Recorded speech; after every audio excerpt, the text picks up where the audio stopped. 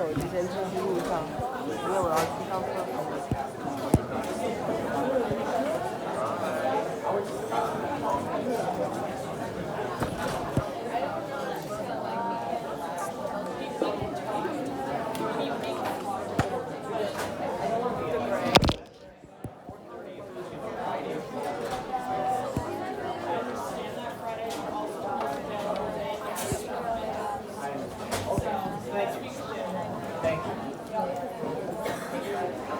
我想坐你那边，我觉得那边人。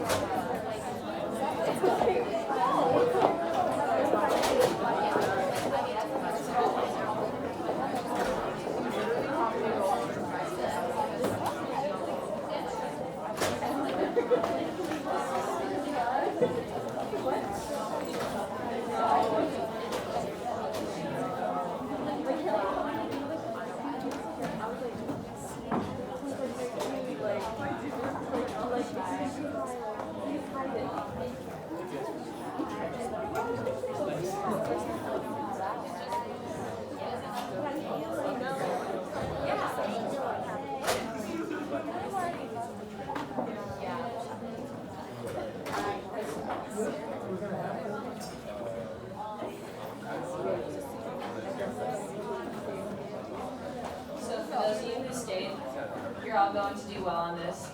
You're going to have all your questions answered, so we're in this together. Okay, so here's a comparison of type 1 and type 2 diabetes. So type 1 diabetes is an autoimmune disease. It begins when you're born, I suppose, because you're born with it. And then type 2 diabetes is more of a lifestyle-induced disease. You should know in type 1 diabetes, it's when you're insulin dependent, meaning you don't even make insulin, so it can't take care of glucose that's getting into your blood. And then in type 2 diabetes, you just can't use it right. So your cells are resistant to insulin, and then they can't use GLUT4 transporters to transport it into the cells and lower your blood sugar. So for both of them, what you have to do is you have to prick your finger and measure your blood glucose and then inject insulin. And just to clarify about the age, type 1 diabetes you are born with, it's an autoimmune disease. Symptoms tend to not show up till you're about 11 or 12 years old. Just to clarify.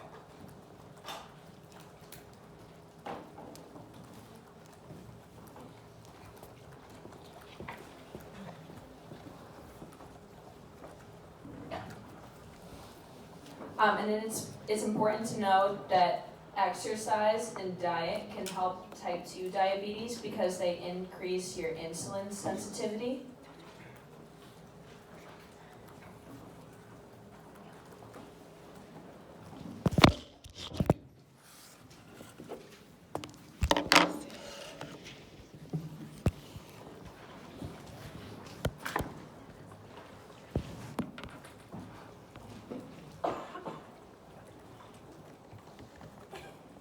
I'm going to move on if everyone's all set.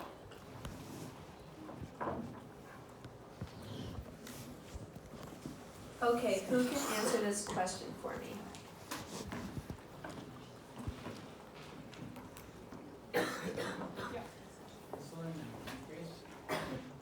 That's correct. And what about when blood sugars are high?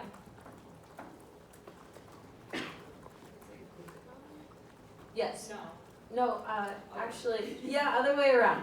Okay, so when your blood sugars are low, glucagon's released from pancreatic alpha cells, and then it will target the liver to break down glycogen and release the glucose into your bloodstream. And then when blood sugars are high, insulin is released from pancreatic B cells, and then that will trigger GLUT4 transporters to put glucose into the cells to lower your blood sugar.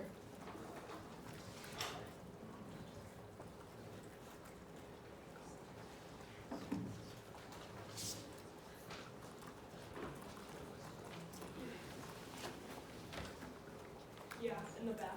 Where is glucagon released from? Pancreatic alpha cells.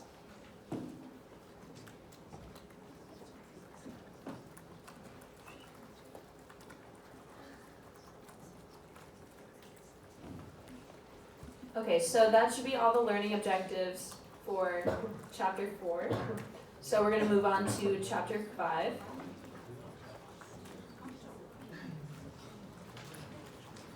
These are the learning objectives. Also a significant chapter, so you should know all of these.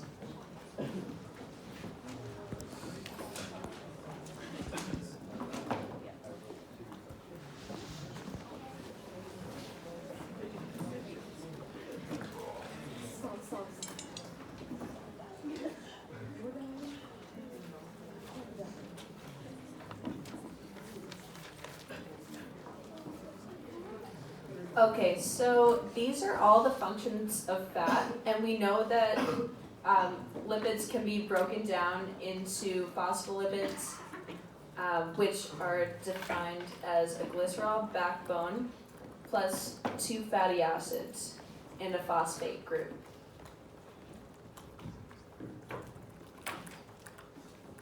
And these make up cell membranes, impact the integrity, fluidity, and elasticity of a cell wall. That's important to know. Can you repeat that, please? Yes. So phospholipids are composed of a glycerol backbone, 2 fatty acids, which make up the hydrophobic tail, and then a phosphate group, which makes up the hydrophilic head. These make up cell membranes, and they increase integrity, fluidity, and elasticity of a cell wall.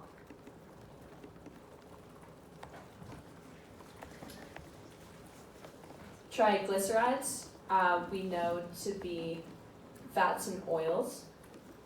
So fats are solid and oils are typically liquid at room temperature.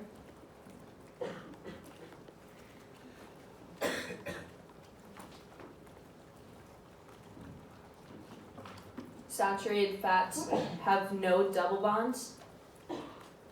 All of the carbons are saturated with hydrogens.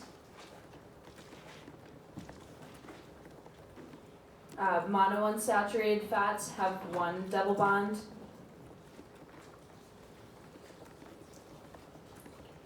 Polyunsaturated fats have multiple double bonds.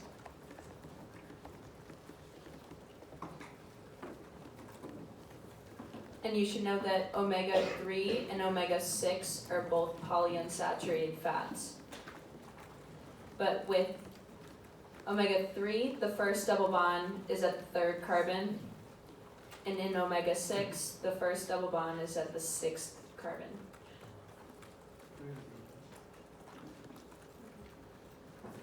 Which part of that?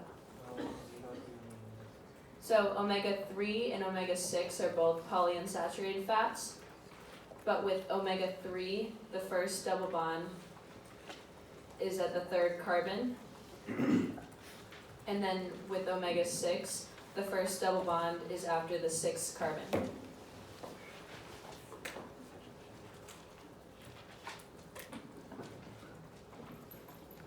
And then we have sterols, which can be in the form of cholesterol primarily. That's what we study in this class. And vitamin D is also a sterol.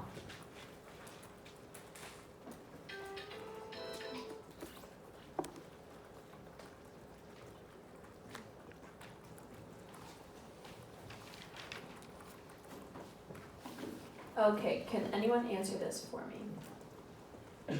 Yes. And what is the next one? B.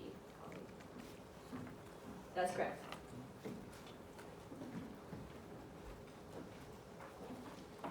So sex hormones make up sterols. I think that she had an iClicker question about that.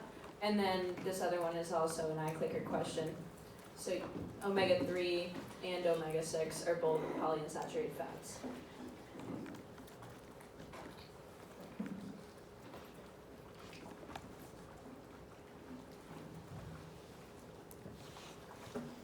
And another one, can someone answer this for me?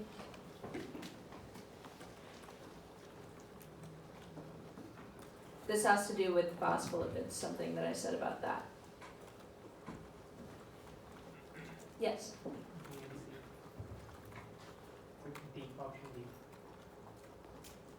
It's just C, actually. I don't think that I listed the shape of the cell specifically, just the cell wall. And that's what phospholipids do. So I said that they increase the integrity, fluidity, and elasticity of cell walls.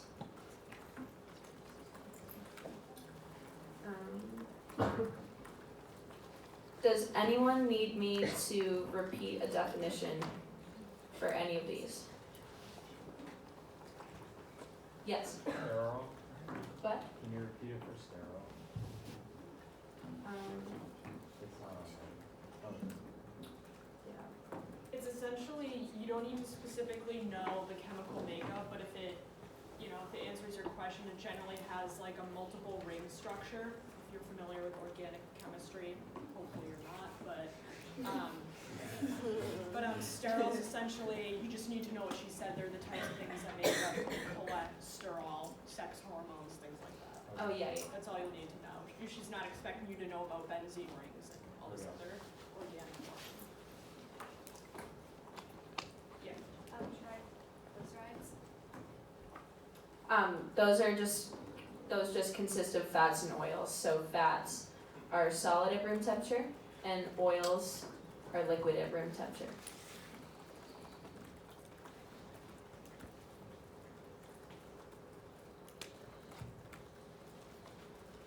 You should also know that triglycerides are composed of a glycerol backbone and 3 fatty acids.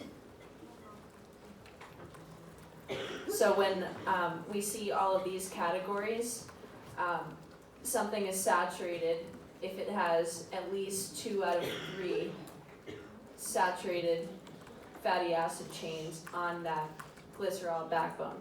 If something has 2 unsaturated fatty acid chains on that glycerol backbone, that makes it an unsaturated fat. You said it's made out of a cholesterol backbone And 3 fatty acids. Good way to remember what a saturated fat is, I think of it as 4 S's. Saturated, single bonds, solid at room temperature, and stacked structure. If that helps anyone remember what a saturated fatty acid is. Can you say that again? Yep. So saturated fatty acids, the 4 S's are saturated, single bonds, solid at room temperature, and stacked structure. Yeah. Do we need to know the definition of a trans fat, or just that it's no longer includes, like, how would you differentiate a trans fat from an unsaturated fat or saturated fat? So the difference between a trans fat and a saturated fat is that a trans fat is essentially hypersaturated with hydrogen atoms. She would not expect you to know the chemistry behind that. But what you should know about trans fats is that they are very bad for you, and they are no longer allowed in food products, like you said. She's not very chemistry heavy, but yeah. Is it saturated or unsaturated fat for the glyceride backbone of 3 fatty acids? Fatty acids in general. Just fatty acids Yep. in general? Okay, yeah.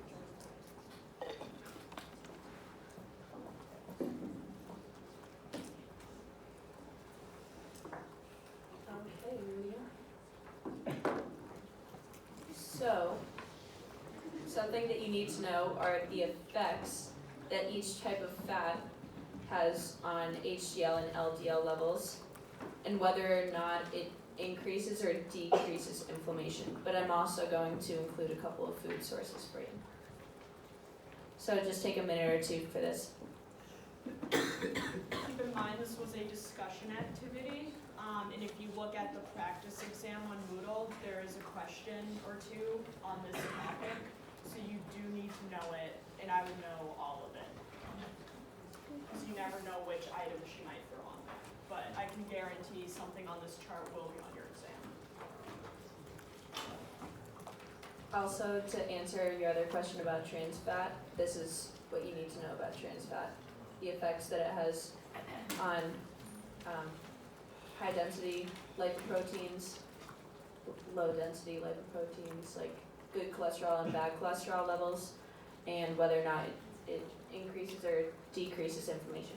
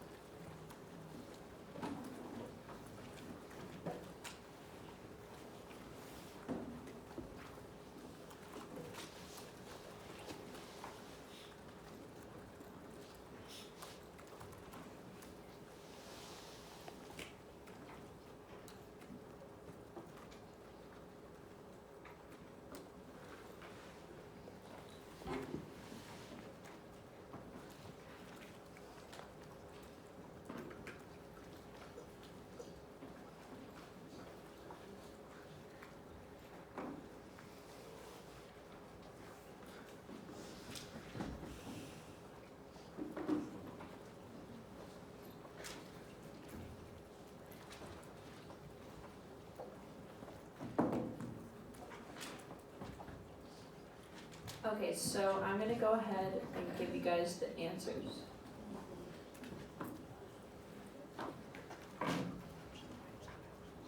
You should also know that LDL levels and HDL levels just compose your total serum cholesterol levels. So, but HDL will increase that, or will decrease that, and LDL will increase your serum cholesterol levels. So you should have a balance. What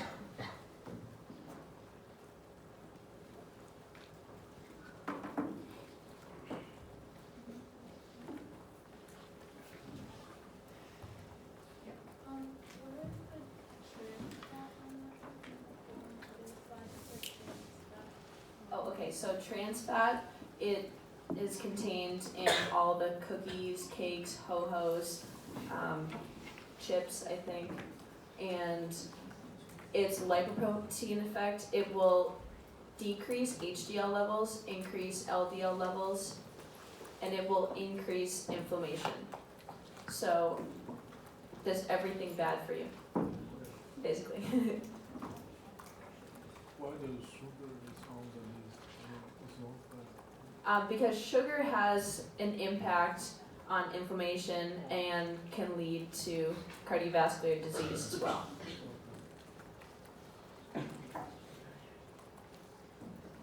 Yeah. Do omega-3 and omega-6 have any lipoprotein effect? No, because they're not listed up there. Okay. And then is omega-6 doing inflammation or no? There's like not enough research to make any conclusion on omega-6's effect, that's why there's nothing written. But omega-3 and omega-6 are in foods that are good for you, like omega-3s in salmon and safflower Yeah. oil? Yep. And omega-6 is in vegetable oil, and those are good. But there isn't enough research on it, as Jen said. Yeah, so to clarify, they're good for you, that like omega-6 is good for you, we know that, we just don't know which specific characteristics. Okay, I'm gonna move on from here. Okay, who can answer this for me?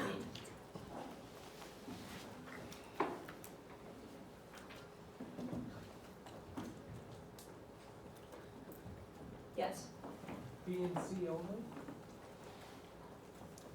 Yes, I believe so. Yes. That's correct. and it's just based off that table. Okay, I'm gonna give you a minute to see if you can define these terms as they appear on a food label. Or do you mind to go back to the slide? Sure. Thank you.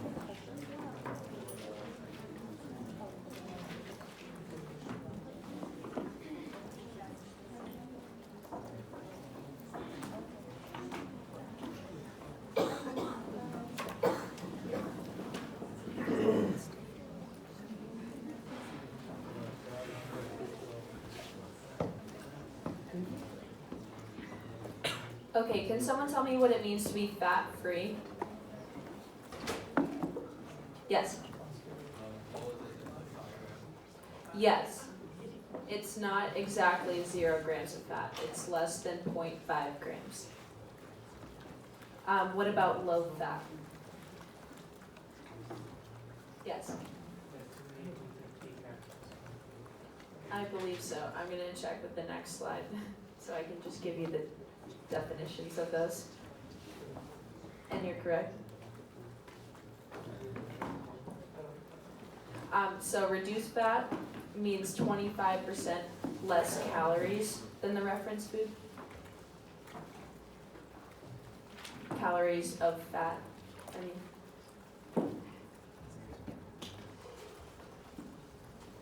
What is the reference food? I mean, the food itself, food is all reduced. So you know how she showed you something about Oreos? That might have been about sugar actually, I'm not positive, but it just would say reduce fat from regular, whatever regular is. Regular itself, regular product. Yes. So, Yeah. sorry, reference food meant the original? Sure, yes. You could have Oreos and then like fat-free Oreos. Reference Okay. one.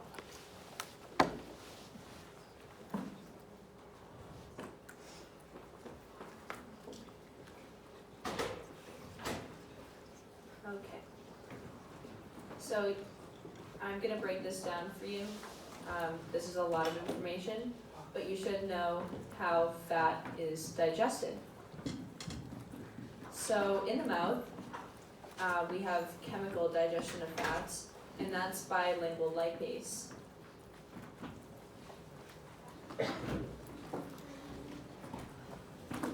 In the stomach, we also have chemical digestion, and that's called gastric lipase. You can remember lingual because lingual mouth, and then gastric is your stomach. And then the gallbladder will release the bile that is made from the liver to emulsify fats. And that, as I said, increases the surface area of fats, so they're more digestible by the small intestine. And then this bile is secreted into the small intestine, where fats and fat-soluble vitamins will be absorbed into the lacteals.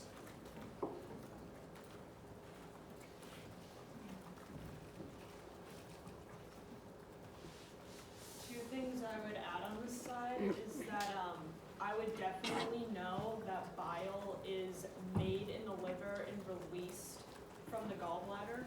I believe that was a question in my exam way back. And also, since this is kind of like an overwhelming amount of information to see the digestion, remember that it is a multiple choice test. So if you can recognize the steps, you don't necessarily have to memorize every single small detail, as long as you know that something like lipase applies to lipids, like fats. I would know to recognize what goes with which macronutrient, but it's not expected that you will know every single digestive process, enzyme and chemical breakdown and absorption. Hear about this is a very easy exam, but simply there's no sugar. So what I would say to that is that it's not an easy exam, but it is a very fair exam. She has definitely given you all the resources and materials to do well, but it is a lot of information. So I wouldn't call it easy. I would call it straightforward if you study. I'm sorry I'm talking so much. I just have another question. So for these slides, it seems like there's a lot of information, but like one of the examples you gave, you said like for the chart, you given 1 or 2 questions on that chart. Should we be, I know you said that we should be like understanding like it's conceptually instead of like, so that we can make like the connection and then move on to the next question. How do you think we should like not memorize every single thing and just memorize it? I don't know how to I can answer that. Yeah. So you should know that the primary absorptive place of fats is in the small intestine. And you should know that mechanical digestion of fats happens in the stomach.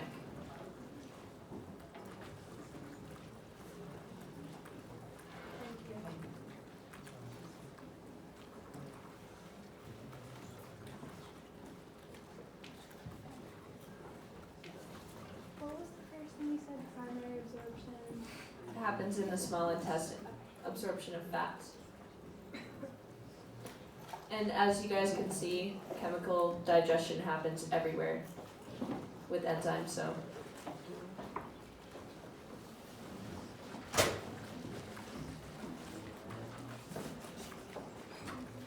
Okay, moving on. Unless anyone has any more questions.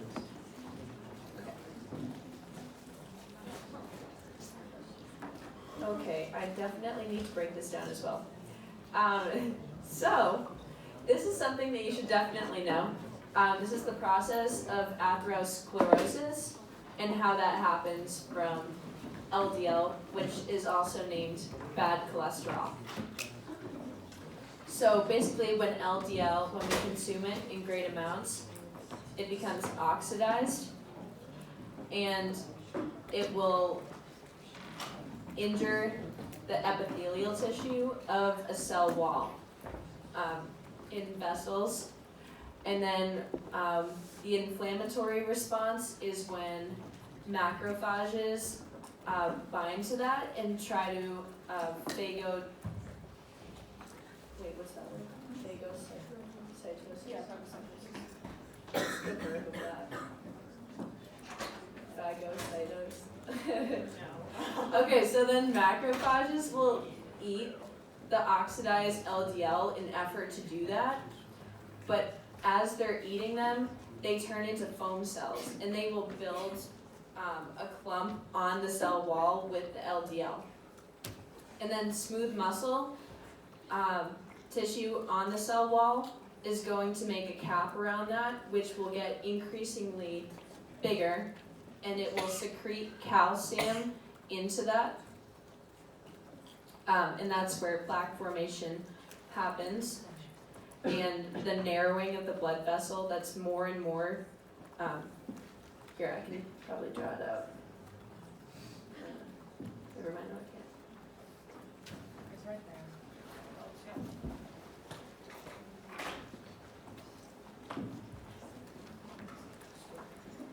Oh, that's it. Okay, so here is the smooth muscle that's secreting calcium into a clump of foam cells and the LDL that's just accumulating in a blood vessel wall. Eventually, it's just gonna like get up to this point, and that would cause cardiovascular shock. But we really hope that doesn't happen. But what this does, this is the hardening of the arteries when calcium is secreted, and then your blood pressure raises because it's more difficult to get it through the blood vessel. And that leads to atherosclerosis. Does anyone have any questions about that process? Okay, so you should definitely know that when you have too much sugar, that can lead to heart disease. Certain types of fats can lead to heart disease, which I believe are saturated fats, trans fats, and sugar. And then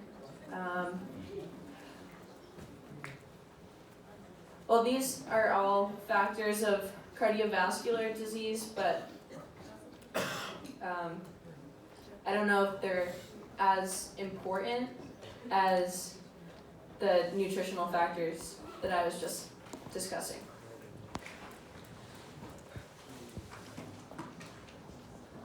Any questions? Okay, moving on. Okay, so the essence of the Mediterranean diet is not the amount of fat that you eat, it's the types of fats that you eat. So you'll notice that with these fats, these are mono and polyunsaturated fats rather than just cutting down certain types of fats. Because if you're just cutting down, you could be eating processed foods, which no longer contain trans fats, but they could contain saturated fats, etc. And this is known to be a heart-healthy diet.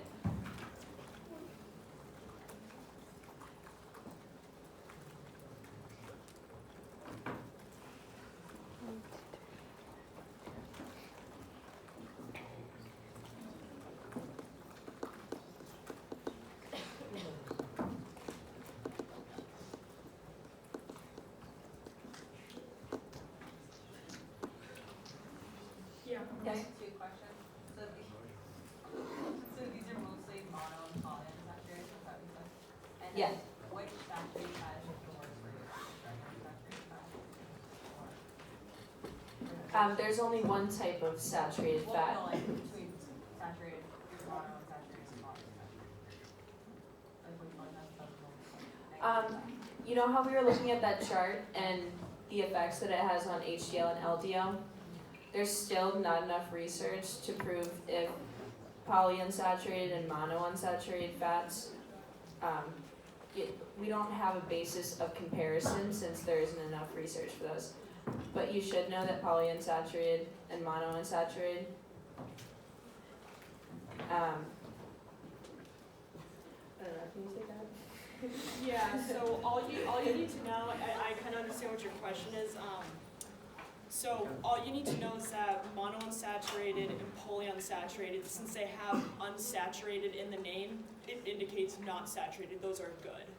Saturated is saturated. That is not good because it's harder for our body to break down.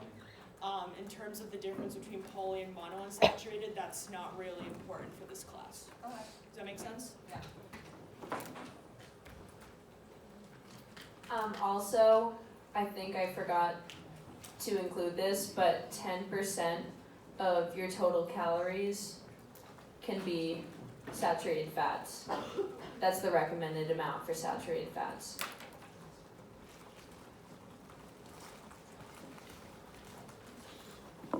Which is suggesting that you can have saturated fats in moderate amounts, but not directly suggesting that it's bad for you.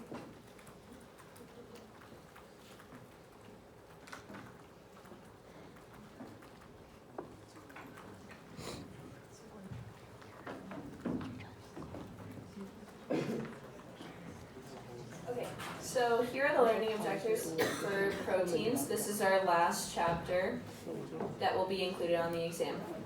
So if you want to take a picture of these.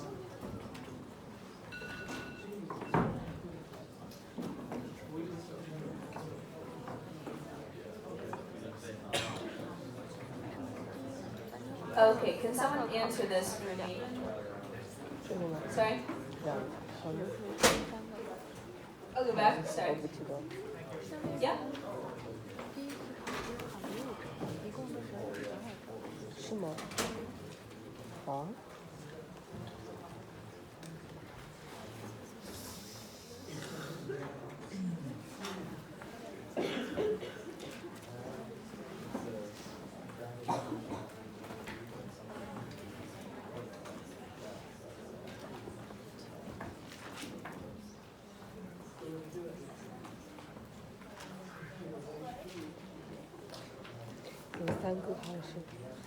Okay, I'll move on.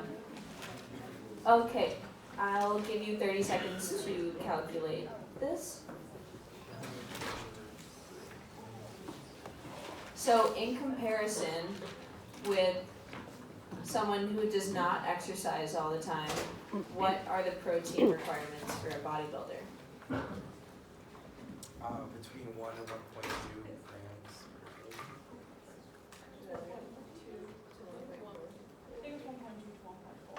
Okay. 1.2 is about ballpark. Okay, so using that information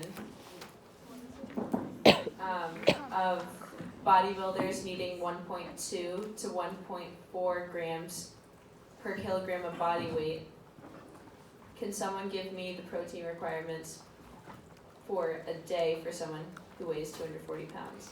Yes, It's high, but it's in 153. I think that's it. Did you convert pounds to kilograms when you did it? Yeah, I divided by Okay. 2.2. It's probably just higher. I just want to make sure that's important. If she gives it. 109. Right. 109. Is it 240 Oh, divided by 2.2? Yeah. So how much is it? I multiplied by 1.4. 240.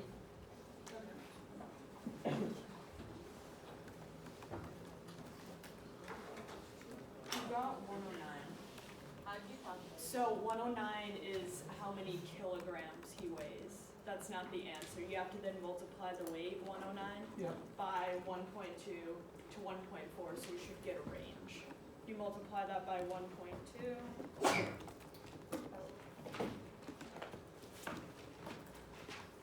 Not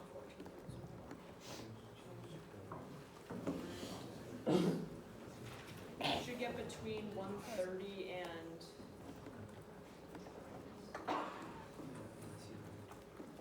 150-ish. Between 130 and 150. So if I ever said 153, you just use the 1.4, which is fine. How do you calculate that? Can you say again? Yeah, sure. I can write it down on the board. Also, that's a typo, 1.2 to 1.4. Okay.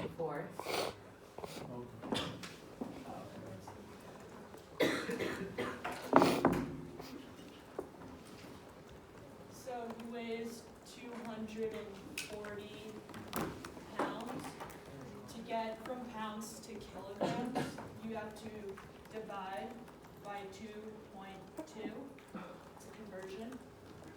When you get that, you should get approximately 109 kilograms.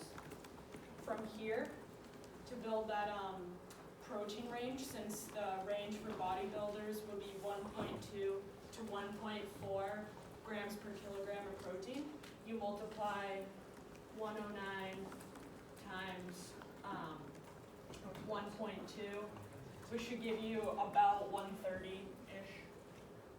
And then 109 times 1.4, which gives you about 153 grams of protein. Does that make sense? Or are there any questions on that? Yeah. So we could use either one for there's like, you don't have to like debate on. No, she asked that it would probably be a range. Yeah, I would think. Or it would be very obvious. She wouldn't have you decide if she'd be 1.2 or 1.4. She would either tell you, but you need to know that's 1.2 or 1.4 if she wants one. In the back. You need to know that conversion. No. Yeah. Oh, okay. Yeah. So here are the functions of proteins. They contribute to cell growth and repair. They act as enzymes. All of those lipases, amylase, all of those are proteins. They act as hormones. For example, insulin and glucagon are both proteins. They work to balance your fluid and electrolyte balance.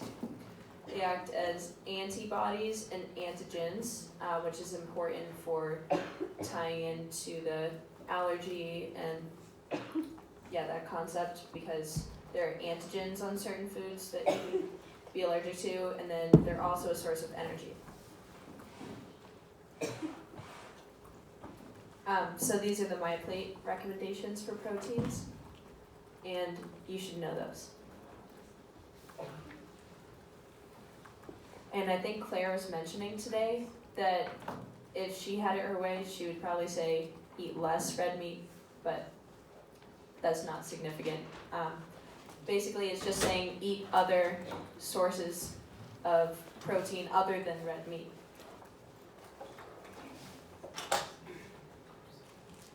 Question. With the recommended daily allowance, is the top one just like a normally active person? Or like a sedentary person where it's? Sedentary to normally active. Okay, thanks.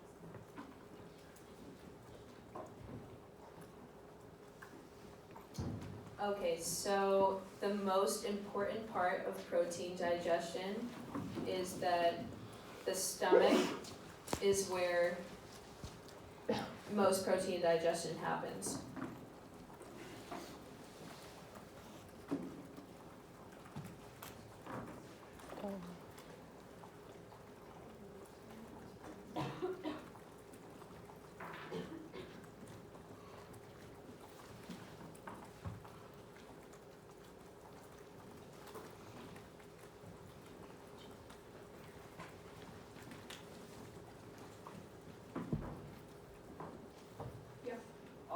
When you're talking about the stomach and further breaking down, are we talking mechanical and chemical instead? Yeah, the stomach does mechanical and chemical digestion. The mechanical is that the stomach kind of like moves the food, kind of that peristalsis concept again, turns the food. Chemical would be the enzymes and acids and other chemicals chemically breaking down the food into simpler units to digest and absorb. Thank you.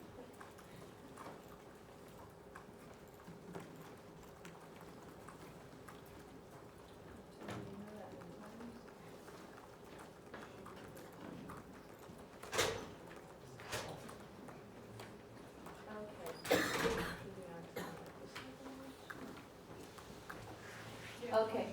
Sorry. Yeah. With the accessory organs, do we just need to know that, like, some of the enzymes come from those places, or? Yes. Okay.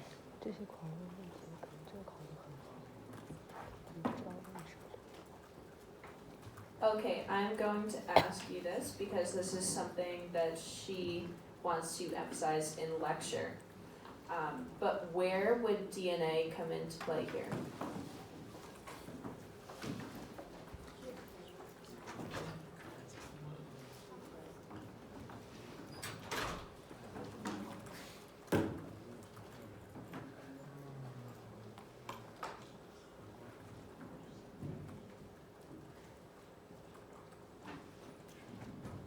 Okay, I'm gonna answer this myself actually.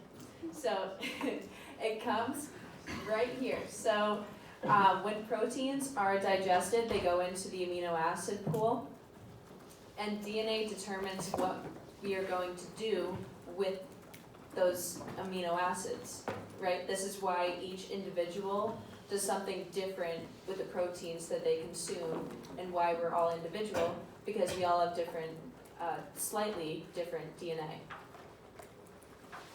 So all of these fates of amino acids are a result of what DNA wants them to do. But you don't need to know all of those. You just need to know that what I just said.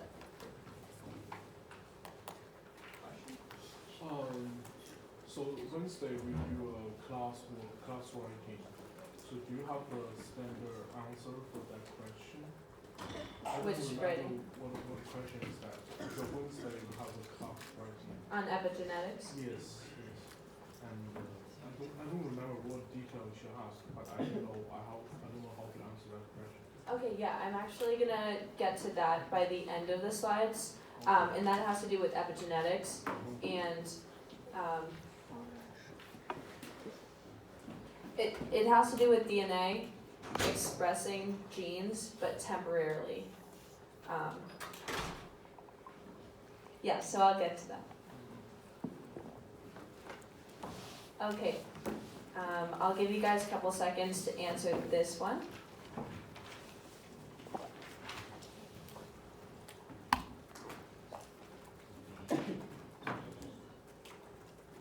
False. It's not B. 有 D Oh, yes, it is D. Okay, well, you can have some candy if you like. It's all of the above. And I'm going to explain that. So, 2 examples of inadequate protein intake are marasmus and kwashiorkor. Do we have to know those? The definitions? Probably not, just know that it's a result of protein malnutrition. Swollen stomachs, you probably have seen pictures. Yes. Do you have to know that like marasmus is like calorie and protein or is I would know that. I think So, I'm gonna repeat that. So marasmus is just an overall calorie deficit. So that will include protein. And kwashiorkor is just protein deficiency. So maybe you don't know that you need to eat beans plus rice or plus grains or plus nuts and seeds to get your complete range of essential amino acids and non-essential amino acids, so that makes you protein deficient. But they both result in very similar things. Also very important to know, I know that Claire says that this happens in third world countries, but it doesn't just happen there, it happens everywhere. And the picture she was showing, I might argue against that and say that it isn't just people in third world countries who can get this. Anyone can be calorie deficient or protein deficient. And maybe know a little bit of these symptoms, but not all of them. This one's very significant. It does stunt your growth and development.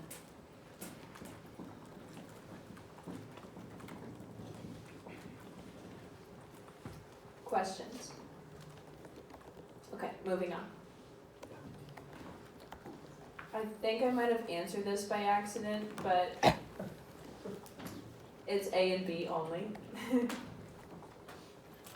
So, yeah.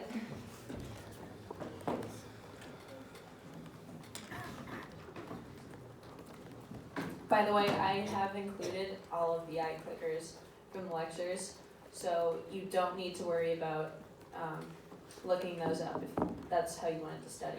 I have all of them.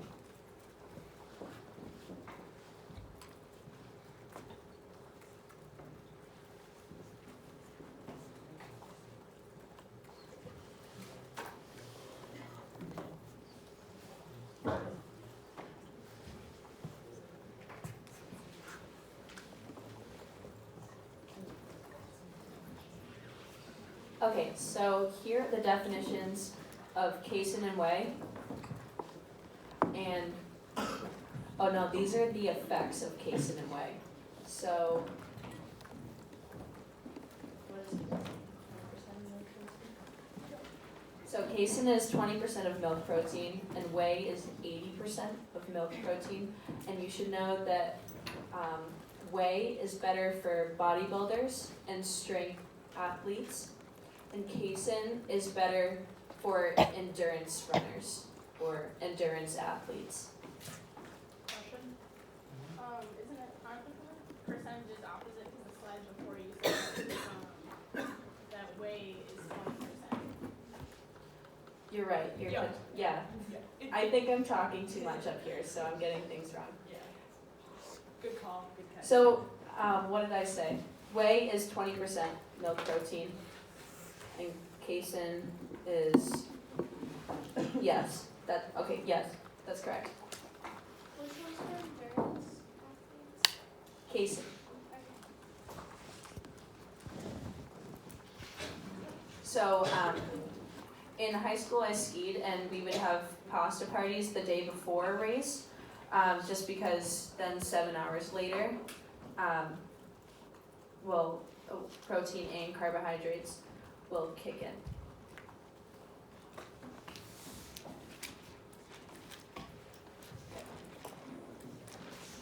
Can anyone give me the definition of gluten?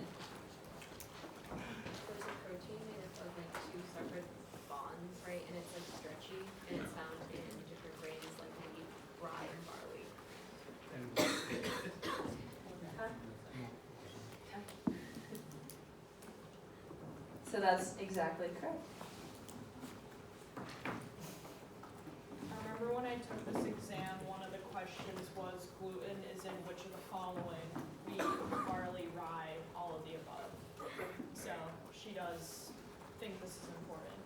That doesn't mean it's on your exam this year because it changes, but it can definitely gear you towards what she emphasizes.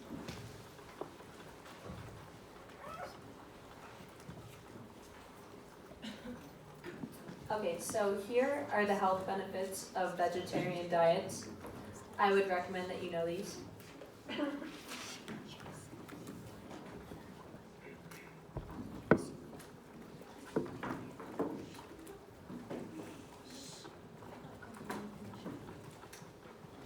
Yes. What does it mean by lower intake of total energy? Fat is, or is it fat?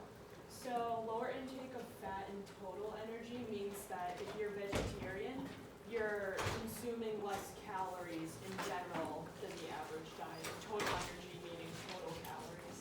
Does that answer your question? Yeah. Okay.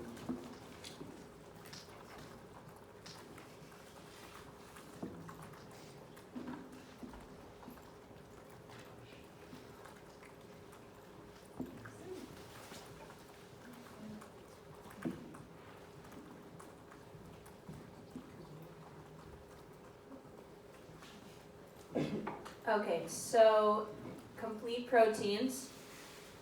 These are complete proteins. These are incomplete proteins. You can make complementary proteins by having, let's say, I think she mentioned in lecture that you can have beans plus grains, or you can have beans plus nuts or seeds. And that's because they supply different amino acids that together will give you that complete range of amino acids that you need for your body. Yes? Did she say most of the animal protein is complete protein? Yep. Okay. Yep. So if you're like vegetarian or vegan, that's when you need to do like complementary proteins, like combine say brown rice and black beans. That's a good one because it gives you all of the amino acids, essential amino acids. Yeah, another question, did she say you have to add legume with when you combine protein? You have to add what? I don't know. Legumes. Yeah. Legumes, beans are a primary example of Yeah. legumes, and that will be on the exam in the form of beans. So what's that mean? That means you have to have the legume to when you combine protein to make Generally, it. yes. Generally. So Generally, most of the situations will. Most situations. Okay. Yep. Because beans lack certain amino acids, and then nuts and seeds or grains lack amino acids that beans can complement. So paired together, you'll have that full range of amino acids. Questions? Okay. Which of the following is the least sustainable source? Yes. That's true. And it's because it emits the most greenhouse gases. Thanks. Okay, what are epigenetics and nutrigenomics? Can anyone answer this for me? I believe this is the last question. So beef emits the most greenhouse gases. What? Yeah, she. Oh yeah. Yeah. Didn't realize. Yes. Epigenetics is how like the environment is and like stress can affect our genes, whereas nutrigenomics is just how food affects our genes. That's true.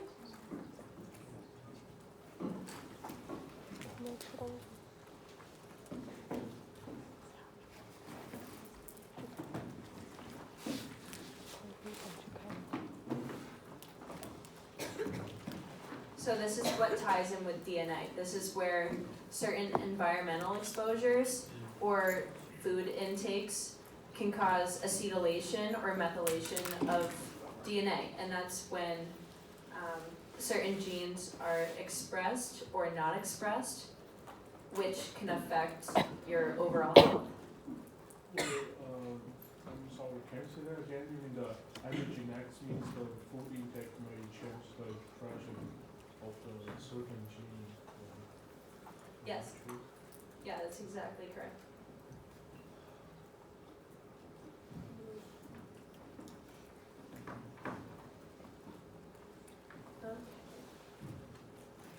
Does anyone have any other questions? If not, then I hope you do very well at the exam.